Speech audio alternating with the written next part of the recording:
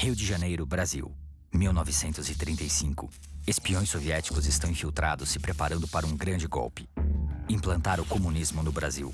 Primeiro passo, atrair manifestações populares. Segundo, tomar os quartéis. Terceiro, aliciar altas patentes do exército brasileiro. Por fim, derrubar Getúlio Vargas. A União Soviética confia todo o seu plano nas mãos de um brasileiro, Luiz Carlos Prestes. Bom, e deu tudo errado. Primeiro, porque o Prestes contava que o povo ia apoiá-lo, mas pouca gente queria virar comunista e pouca gente ficou sabendo que haveria um golpe. Segundo, porque os quartéis não aderiram. Eles amanheceram quietinhos e ninguém saiu para a rua no dia do golpe. E terceiro, os militares de alta patente, que era quem importava, ficaram em casa, ficaram de pijamão em casa e se saíram foi para reprimir o possível golpe de Estado do Luiz Carlos Prestes. E foi um tremendo tiro no pé, porque depois dessa fanfarronice toda, o Getúlio Vargas saiu mais fortalecido. Luiz Carlos Prestes foi o líder comunista mais conhecido da história do Brasil. E assim como Lenin na União Soviética e Fidel Castro em Cuba, tentou tomar o poder e instaurar o comunismo no Brasil. Esse levante, em novembro de 1935, ficou conhecido como a Intentona Comunista. Eu acredito que a Intentona Comunista ela foi uma intentona exatamente porque ela foi mal sucedida e ela foi mal sucedida pela absoluta incompetência de Luiz Carlos Prestes. Pouca gente sabe, mas o Prestes, em 1935, ele recebia dinheiro do Stalin. Quer dizer, tem arquivos da União Soviética mostrando que todo o grupo, a conspiração no Rio de Janeiro, eles recebiam dinheiro do Stalin.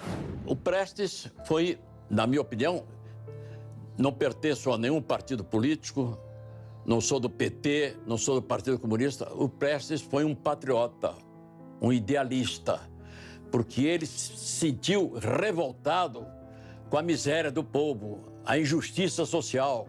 Mas dizer que o Prestes era um aventureiro, um homem sem escrúpulos, um homem que não tinha um ideal, isto é um absurdo. E o Getúlio queria dar a chefia militar do movimento de 30 ao Prestes.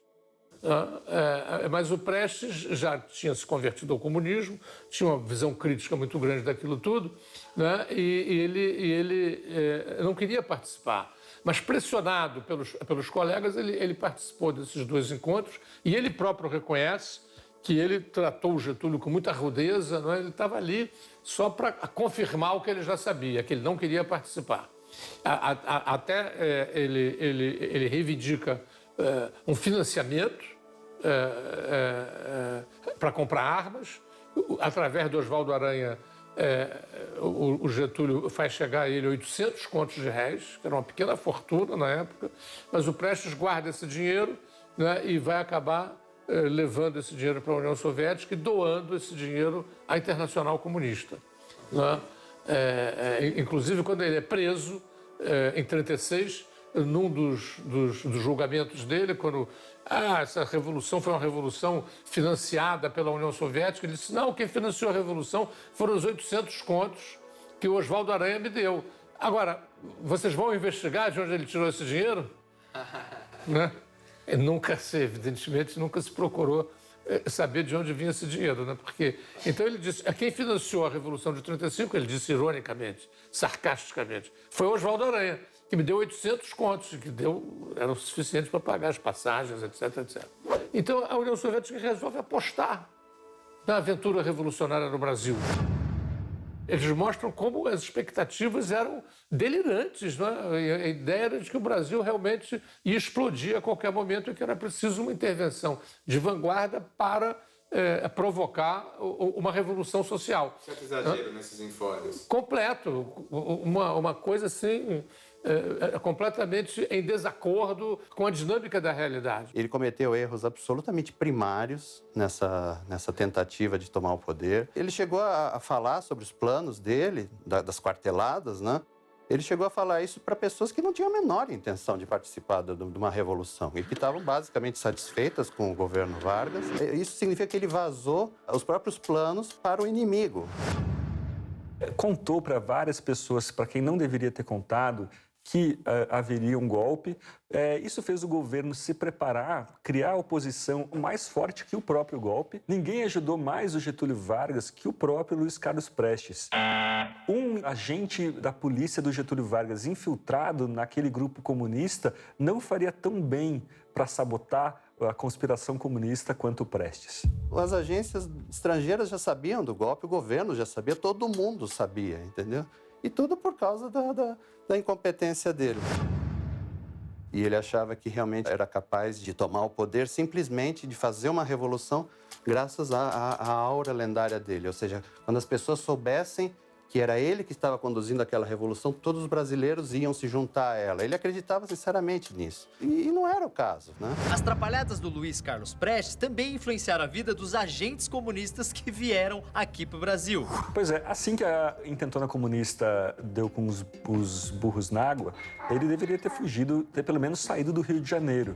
Mas ele tinha, acho que, um senso de superioridade, achava que sempre estava certo, que nada aconteceria de mal com ele e continuou no Rio, né? Assim ele facilitou a prisão dele próprio, de outros agentes comunistas do Partido Comunista do Brasil e da Olga. A Olga Benário, né, uma revolucionária alemã que foi para o exílio na União Soviética. Lá ela tem uma formação militar de alto nível, né? Então ela é uma militante da Internacional, muito bem formada, com cursos de paraquedista, de pilotagem de avião, de um esquema muito mais profissional, um quadro do Exército Vermelho.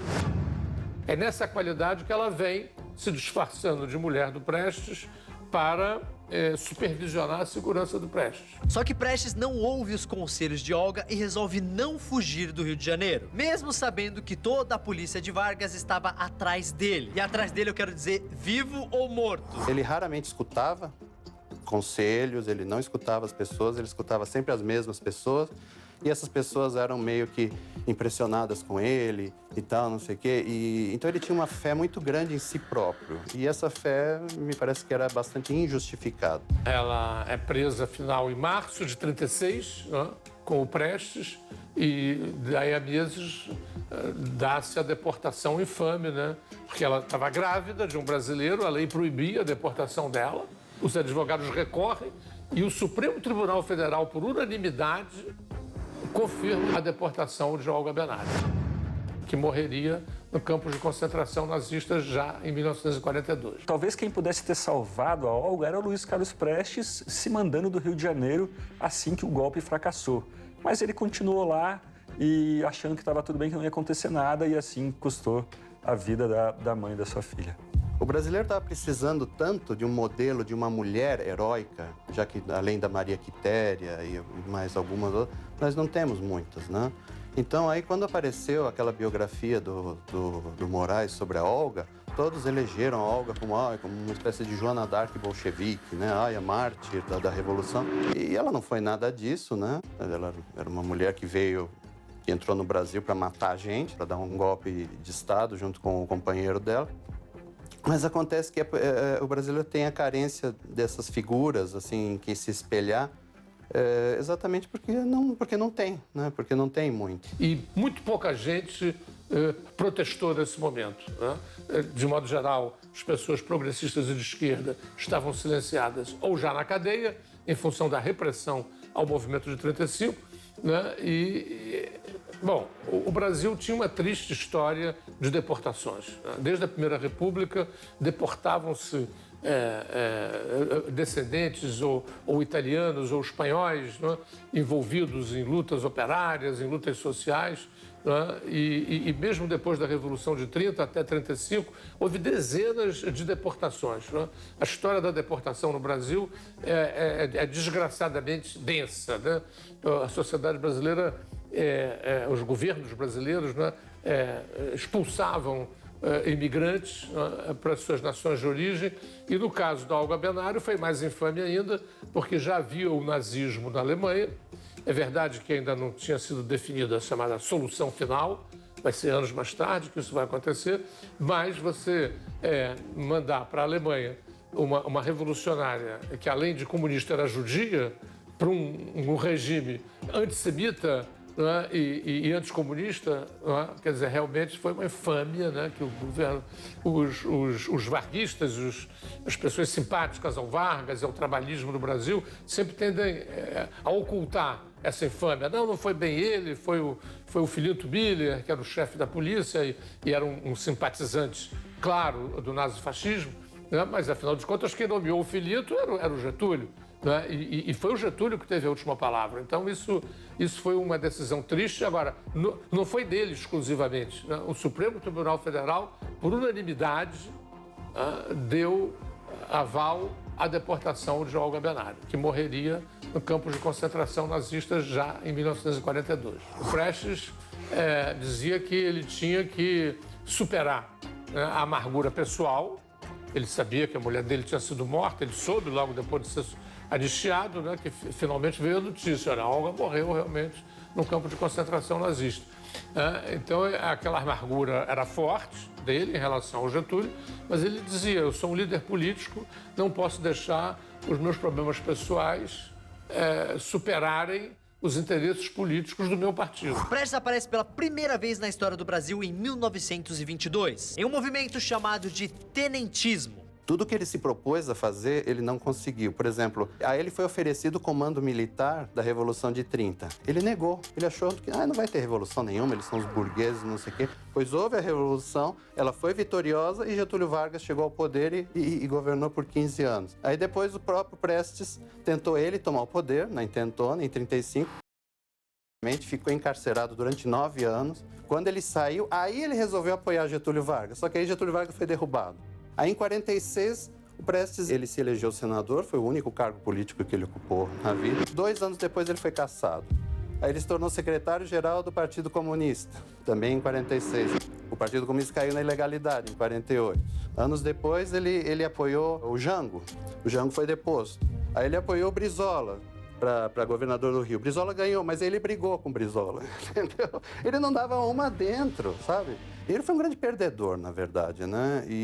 Mas isso para a esquerda é até interessante, né? Porque isso permite uma vitimização e a esquerda, ela aprecia muito uma vitimização. A atrapalhada mais trágica do Luiz Carlos Prestes foi o assassinato da garota Elza. Era uma garota de mais ou menos 15 anos que namorava o Miranda, que era o chefe do Partido Comunista. Ela foi presa por algum tempo e depois liberada pela polícia do Getúlio. Como ela não tinha sido torturada, Prestes começou a achar que ela estava colaborando com a polícia.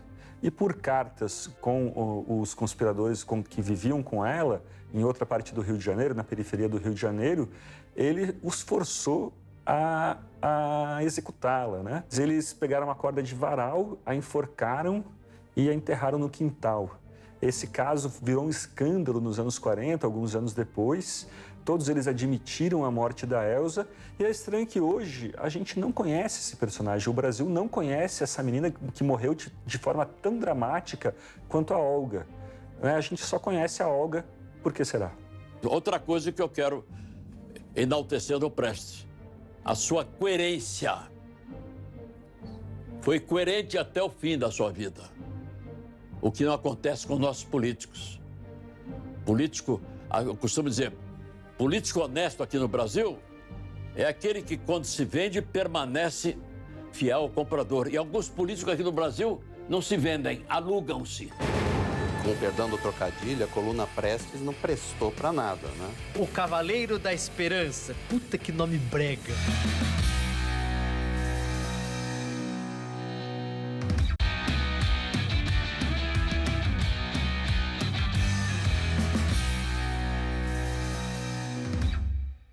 Eu até hoje não entendo para que serviu a coluna Prestes. O que exatamente eles queriam? Eles ficaram lá meses e meses rodando o sertão, incomodando as populações que eles encontravam pelo caminho. Tem relatos de que eles assaltavam, roubavam o gado dos vilarejos. E para que tudo isso? Quer dizer, o que de fato aconteceu? Teve algum embate com alguma cidade importante? Derrubaram algum governo? Ainda hoje eu não consigo entender para que serviu a coluna Prestes.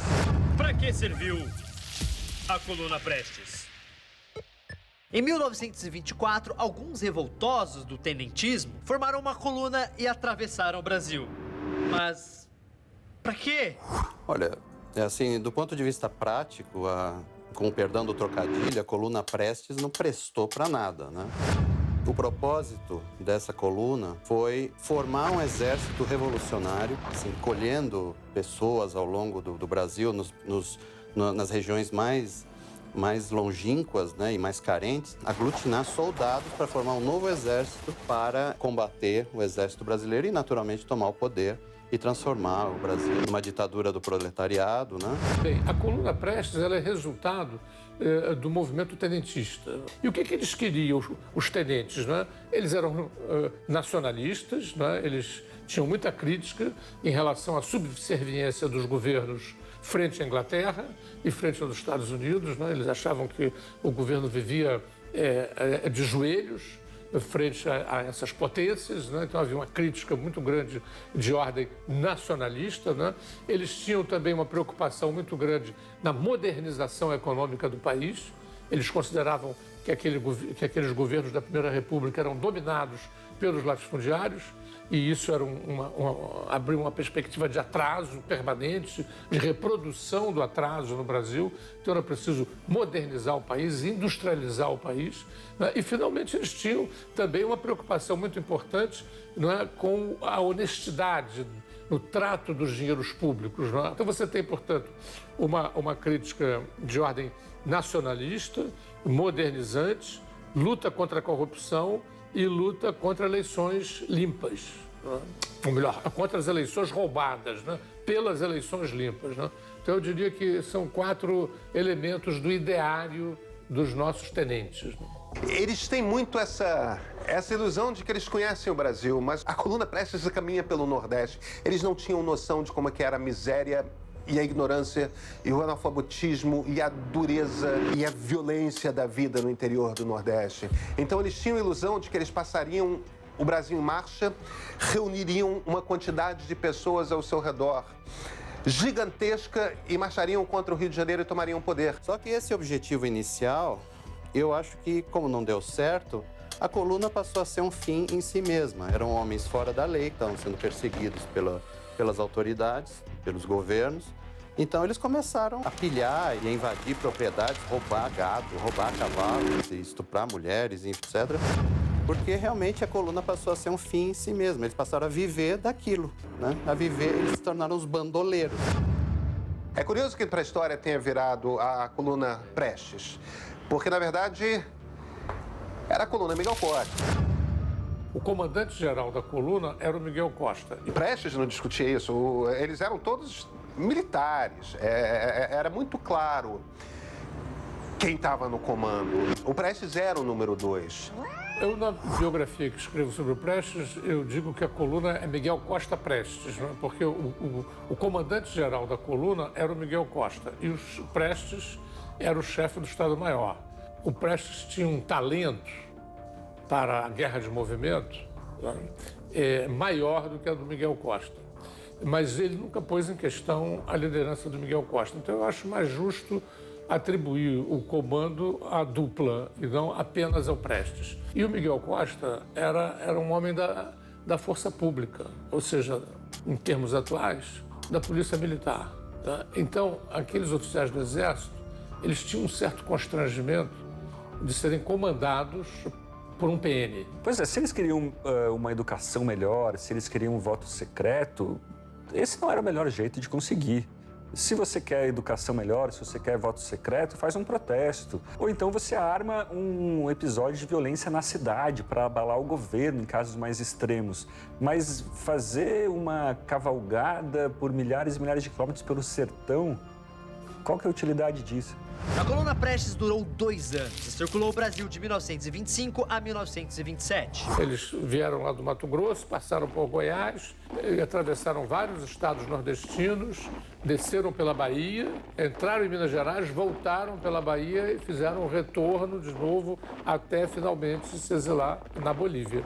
E o que acontece, na verdade, é que eles descobrem que é um problema logístico dificílimo você manter aqueles poucos milhares de pessoas da coluna alimentados diariamente. Eles descobrem que as pessoas não necessariamente querem se juntar àquele projeto, estão mais preocupadas em conseguir a comida do dia seguinte do que em implementar a democracia no Brasil.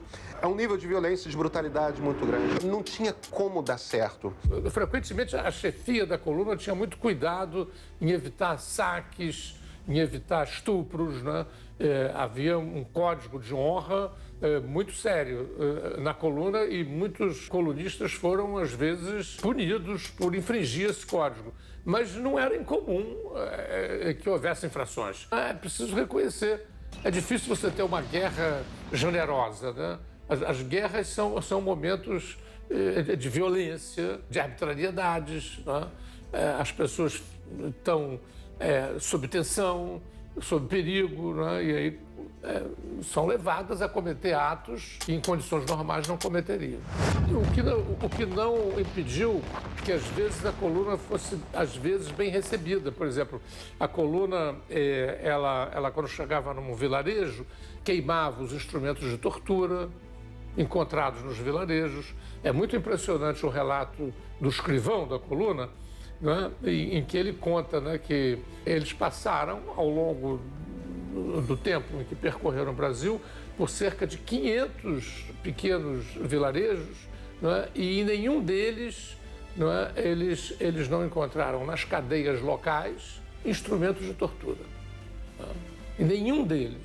Raramente encontraram escola, mas sempre encontraram cadeias. Né? E nas cadeias, sempre instrumentos de tortura. Então, eles queimavam esses instrumentos de tortura e isso era uma coisa boa para a população local. Eles também, frequentemente, queimavam os arquivos que davam conta dos tributos a pagar. Né? E isso fazia felicidade dos devedores. Né? Mas, fora isso, eles sempre foram muito tímidos do ponto de vista do incentivo às lutas dos camponeses. Agora, é uma coluna militar e militares jovens, extremamente bem preparados. Não esquece que a gente está falando dos oficiais, que são os melhores da escola preparatória de oficiais do Exército. Então, extremamente bem preparados do ponto de vista técnico, mas pessoas com 24, 25 anos. E isso faz uma imensa diferença. Mas como foi feito um grande trabalho de propaganda em cima, ela passou a ser a coluna épica. A coluna que inspirou Mao Tse-tung 20 anos depois. E não foi nada disso. Isso foi simplesmente o que ficou da propaganda que a esquerda fez. As escolas brasileiras no ensino médio ensinam até hoje que a coluna queria mobilizar a população contra as oligarquias, que no caso são as elites. Luiz Carlos Prestes passou a ser conhecido como o Cavaleiro da Esperança. Puta que nome brega. Mas se você pensa que são rapazes de 20 e poucos anos do sul do país que não conheciam o interior do Nordeste, eles tinham noção de que era um país injusto, eles não sabiam que era tanto. Eles não tiveram informação o suficiente para avaliar. Eles foram no romantismo da juventude e deram com a cara no chão. A coluna Prestes, que percorreu o Brasil durante quase 3 anos, da qual fazia parte o Siqueira Campos, o Juarez Távora e outros, ela teve um grande efeito, produziu um grande resultado, porque repercutiu não apenas no Brasil inteiro, mas no mundo inteiro, mostrando que aquele governo era autoritário, agia como se fosse um governo nazista. Agora, claro, a propaganda comunista diz que não, que eles foram para conscientizar a população. Não conscientizar nada, eles foram oprimir a população. E fizeram com que a população, que já era miserável, ficasse mais miserável ainda e tivesse horror à simples palavra revolução.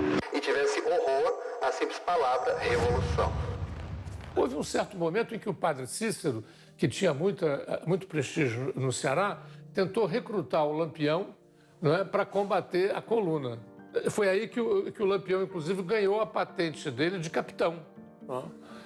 Mas o Lampião, embora tendo dito que ia participar, sim, da perseguição da coluna, não há evidências de que ele tenha participado da perseguição à coluna.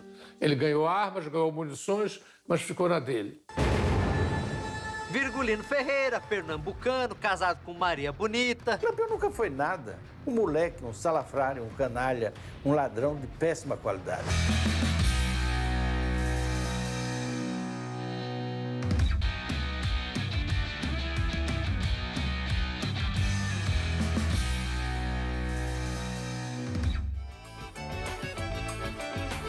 Ah, esse cabra você conhece muito bem. Virgulino Ferreira, o famoso Lampião, o Robin Hood do sertão.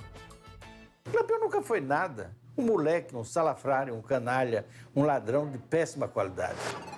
Lampião, o herói do sertão.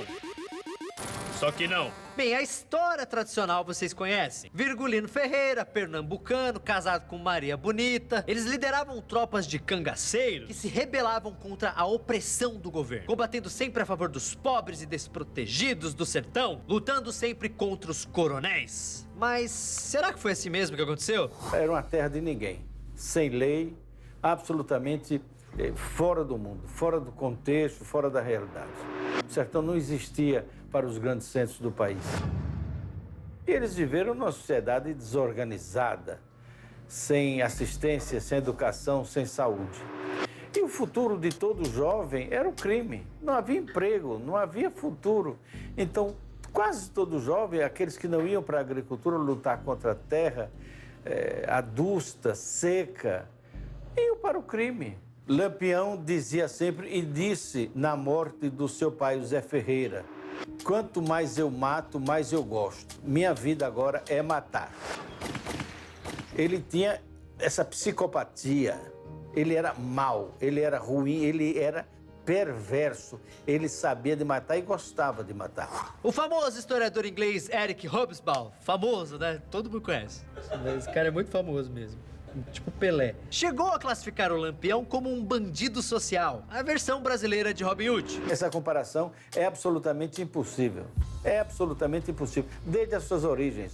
Lampião roubava dos pobres para dar aos ricos. Existem assentamentos nos cartórios de Antas, no interior no estado da Bahia, onde Lampião forçou a um pobre proprietário de terra fazer a venda a um coronel, a um grande latifundiário. Lampião não tinha nada disso, nenhuma característica. Segundo Ranulfo Prata, médico sergipano, que escreveu um livro quando ele ainda vivia, quando o Lampião ainda vivia, que ele criou um método dolorido de matar as suas vítimas e matou 7 de uma vez só em queimadas, enfiando um punhal de 76 centímetros. Eu tenho esse punhal, não sei se originalmente realmente pertenceu a ele, mas está comigo.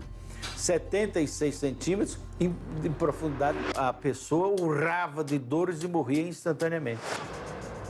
Em 1926, a coluna Prestes, lembra? Estava prestes a chegar no Nordeste, mais especificamente no Ceará. O líder religioso Padre Cícero acabou contratando o Lampião em nome do governo federal. Tudo isso para tentar pôr um fim no movimento Prestes.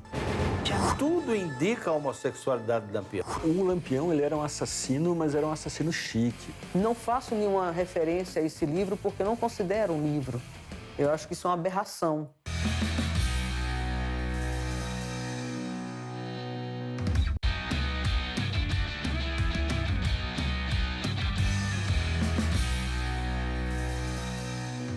Em 2013, o juiz Pedro de Moraes lançou um livro chamado Lampião Mata 7, onde ele afirma algo desconhecido para a maioria dos brasileiros, que Virgulino Ferreira era gay e seu casamento com Maria Bonita era apenas fachada. Certa feita, numa entrevista numa rádio local, o repórter me perguntou se eu fui o primeiro a apontar Lampião como homossexual. Eu disse que não, eu sou o último. Tudo indica a homossexualidade de Lampião. As juras de amor eterno que ele trocava com Luiz Pedro, fazendo planos para irem viver juntos em Goiás, longe das insinuações. Isso é da literatura da época. Para esconder aquela relação espúria, a vida entre Lampião e Luiz Pedro, o próprio Luiz Pedro, matreiro, dizem que até um homem de bem, matreiro, sugeriu ao capitão a inclusão de Maria Bonita. Em 1931, o Luiz Pedro, querendo se safar dessa sociedade, sugeriu a ele que aqui em Santa Brígida, no Caiçara, um sítio Caiçara, tinha uma morena muito bonita que ele deveria juntar-se a essa moça. Então viviam o trio Luiz Pedro, Maria Bonita, que era amante de Luiz Pedro, e o Lampião. Em verdade, Maria Bonita não existiu para o cangaço. Maria Bonita é um nome de criação da literatura do cordel que só ocorreu após a morte do Lampião, muitos anos depois. Foi daí que surgiu Maria Bonita no cangaço. Não faço nenhuma referência a esse livro porque não considero um livro. Eu acho que isso é uma aberração. Vera Ferreira, neta de Lampião e Maria Bonita, sou filha de Expedita Ferreira Nunes, filha única de Lampião e Maria Bonita. Os piores escritores nunca encontraram nada com relação ao meu avô ser homossexual, minha avó ser adúltera e meu avô não ter ereção. Jamais. Não é o fato dele ter dito que meu avô era homossexual, que não existe o preconceito contra o homossexual. Não estamos aqui discutindo isso. Não existe a homofobia com relação à nossa família. O que existe com relação à nossa família é a irresponsabilidade desse juiz, sem nenhum embasamento histórico, sem nenhuma testemunha, né? E ferir. Não é que ele está ferindo só a meu avô e a minha avó, ele está ferindo a minha mãe e todos os meus irmãos, somos 4 netos, toda uma família e as bisnetas. O Lampião, ele era um assassino, mas era um assassino chique. Ele se vestia muito bem, ele tinha botões, os botões da roupa dele eram de ouro. Ele tinha cartão de visita com fotografia, o que na época era um luxo absurdo. Ninguém sabe, mas ele andou de carro pelo sertão, não só a cavalo, ele andou de Ford T pelo sertão brasileiro, chegou a assaltar, roubar um carro uma vez para dirigir por lá. Ele gostava de riqueza, gostava de luxo, era até um pouquinho brega, eu diria. A saga de Lampião acaba em 1938, quando ele morre em uma emboscada ao lado de Maria Bonita e mais 10 cangaceiros. No dia 28 de julho de 1938, aqui na Fazenda Angicos, quase na beira do São Francisco. A polícia de Zé Bezerra, por volta da madrugada, foi até o local onde estavam provavelmente 35 cangaceiros. Eles assaltaram a gruta e mataram 11 deles. 9 cangaceiros comuns, mais Maria Bonita e Lampião. Lampião foi um dos primeiros a morrer. Foi um dos primeiros. A polícia baiana usava metralhadoras. E Lampião foi um dos primeiros a ser atingido com um tiro no pescoço. Ele caiu logo se debatendo, mas logo foi morto. E Panta de Godoy matou Maria Bonita, com um tiro e logo decepou a cabeça. Ah, foi a glória. Foi bom para o sertão. Lampião morreu tarde, já devia tê-lo feito antes. Lampião não trouxe nenhuma glória, nada para o sertão. Não trouxe para a Bahia, não trouxe para Sergipe, não trouxe para Pernambuco. Vivia de fugir, roubar, fugir e matar. Era só o que sabia fazer. Covarde. Tem pessoas que dizem que meu avô foi o maior estuprador da história que a humanidade colocou. Aí ela disse para o jornalista, Lampião teve lá na casa do meu avô, na fazenda do meu avô, estava minha mãe, minha avó, minha mãe e mais, tem 6 mulheres no total. Aí a jornalista pergunta, ele estuprou as mulheres? Não, ele agiu como um verdadeiro cavalheiro. Então vamos gravar isso? Não, isso eu não gravo. Quer dizer, que tipo de escritor e pesquisador são esses? Não é que meu avô seja um herói, não é isso, nem um bonzinho. Nunca quis que as pessoas dissessem, seu avô é um herói, seu avô é um cara bonzinho. Não é esse, não é esse o caminho. Eu acho que o caminho é, vamos conhecer a história, vamos ler sobre a história, vamos ouvir sobre a história, vamos ter responsabilidade para com a história. Aí sim, você pode ter uma opinião formada, não uma opinião de se ouvir falar. Paraguaias esfomeadas, abordando as tropas para pedir comida. Então, o imperialismo brasileiro foi chegando, foi abrindo a mala e foi comprando, colocando dinheiro na mão de um por um de todos os atores políticos importantes, porque podia, né? Paraguai, a fronteira onde você compra suas coisas, seu PlayStation, existe até hoje, é graças ao Brasil.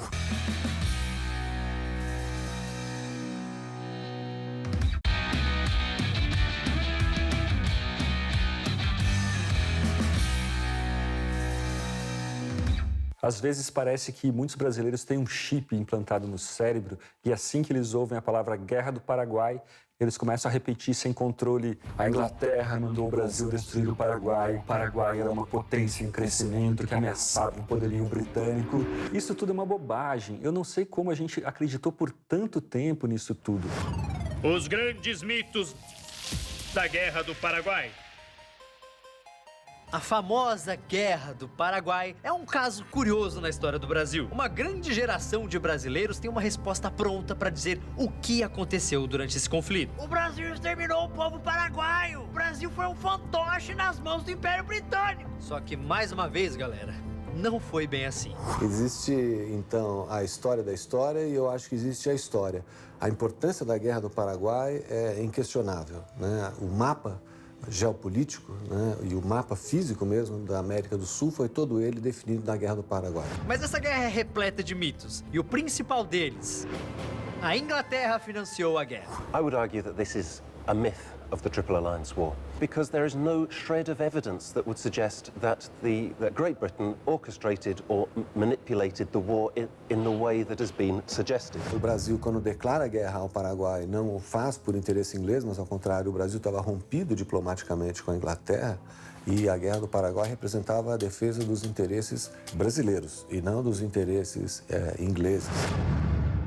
A Inglaterra tinha investimentos, tinha projetos de infraestrutura no Paraguai.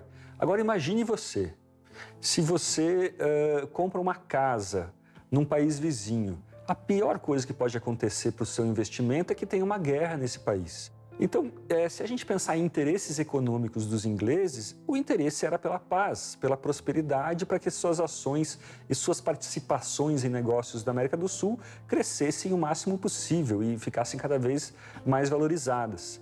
Great Britain, as I said, is interested in free trade. It already has free trade with Paraguay. It already has significant trade links with Paraguay. Much of Paraguayan nascent industrialization is being led by British engineers, British manufacturing, and British money.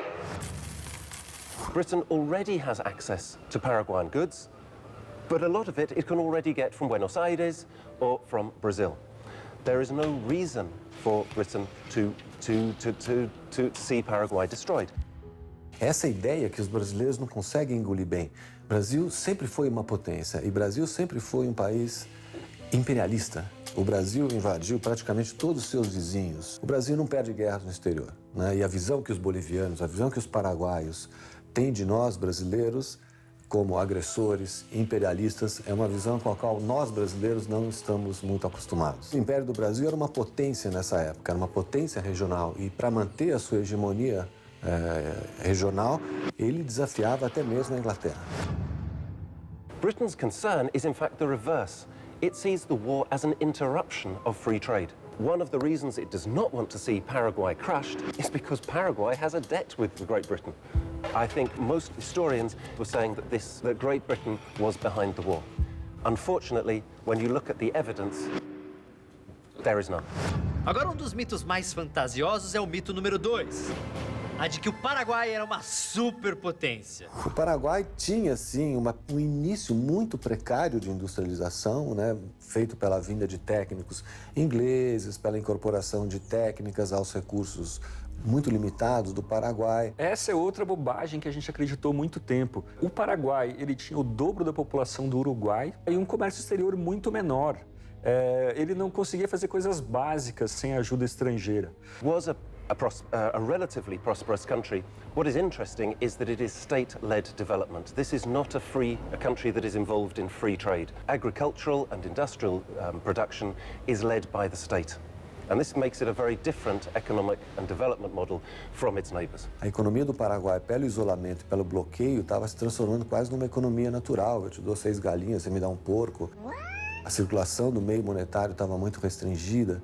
Então, o Paraguai tinha que se abrir ao exterior. Isso era uma necessidade. Tem um relato do Richard Burton falando sobre a Guerra do Paraguai para os seus amigos ingleses. E os ingleses perguntavam, mas o que é o Paraguai? As pessoas mal sabiam que país era esse. Que dirá ter medo da prosperidade desse país. Isso é ridículo. Ainda bem que essa tese, nos últimos anos, ela já foi abandonada, já foi esquecida. Agora, o terceiro mito, na verdade, não é um mito. É uma certeza que muitos paraguaios e brasileiros têm até hoje. A de que o Brasil cometeu um genocídio no Paraguai. O Paraguai nunca vai aceitar isso, mas quem colocou toda a população paraguaia, quem nunca aceitou a derrota, quem nunca quis negociar politicamente uma solução para o conflito, foi López. López não é nenhum gênio militar. E López, isso é consenso entre os historiadores, é um péssimo político. Basta ver a situação de isolamento que ele acabou se colocando, sozinho contra as 3 maiores nações da América do Sul. He was an absolutist leader. All decision-making in Paraguay was centered upon himself. And this is part of the problem with the Triple Alliance War. You have one side which is led by a leader militarily, economically and politically by one person. Quando as tropas brasileiras passavam pelo Paraguai, tem relatos de paraguaias esfomeadas abordando as tropas para pedir comida. Teve muitos casamentos de paraguaias com soldados brasileiros. Ou seja, talvez tenha sido um genocídio, sim, mas causado pelo tirano Solano Lopes. O grande articulador do extermínio da população masculina do Paraguai foi Lopes. Ele que colocou todos os jovens paraguaios para lutar numa guerra perdida. Como a gente poderia dizer que quem colaborou para extermínio da população alemã no final da Segunda Guerra Mundial foi Hitler, quando colocou meninos de 14, com 15 anos, né, a Hitlerjugend, a juventude nazista, para lutar contra os tanques russos. Eles não tinham a menor chance.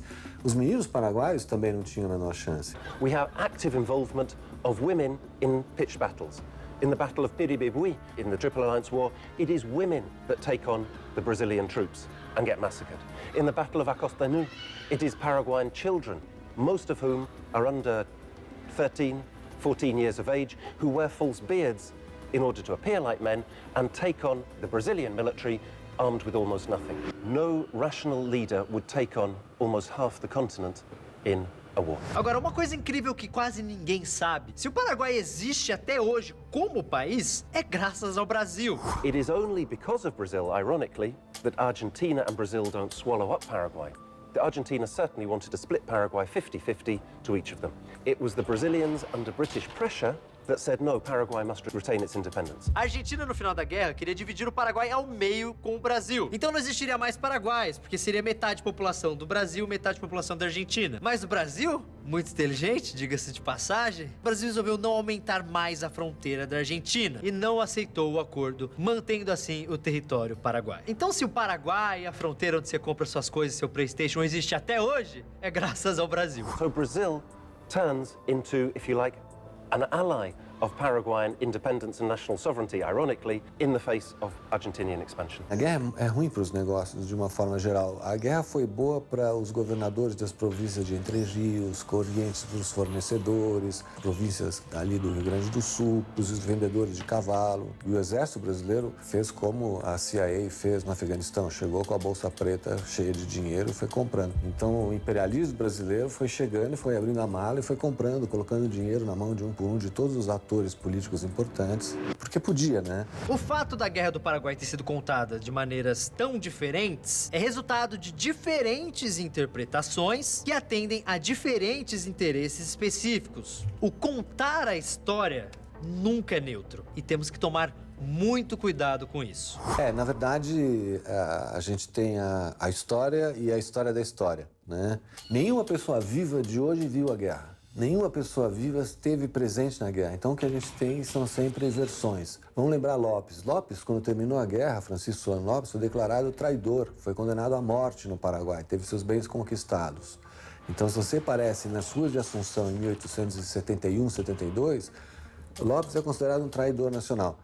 Hoje, se você aterriza em Assunção e no seu caminho para o centro de Assunção, você passa por estátuas de Lopes. Então, o que aconteceu? I would say that there's very little evidence.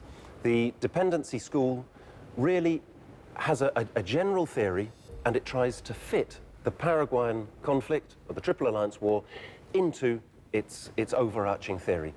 It sounds very good on paper, but there is, as I said, there is not a shred of evidence that would suggest that Britain were behind the war. A diferença que a gente nunca pode esquecer do romancista e do historiador é que o historiador tem um compromisso com a verdade. O historiador tem um compromisso de recuperar aquilo que aconteceu de fato, ainda que as pessoas não gostem muito do que a gente fale. Ainda que as pessoas não gostem muito do que a gente fale.